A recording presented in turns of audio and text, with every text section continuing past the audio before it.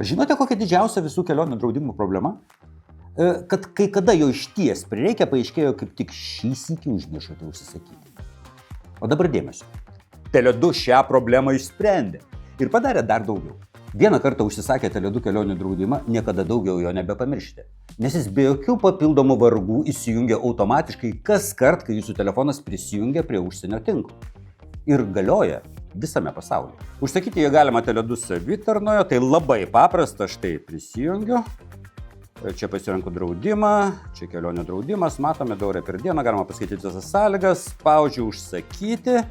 Štai sutinku su sąlygomis, patvirtinu, viskas. Jokios rizikos, nes kol esame Lietuvoje, už nieką mokėti nereikia. Užtat dabar išvykus į užsienį paslauga įsijungs automatiškai. Kelionės metu kainuos €2 per dieną, išskyrus pirmą dieną ji visada nemokama. Galios ne tik jums, bet ir šeimai.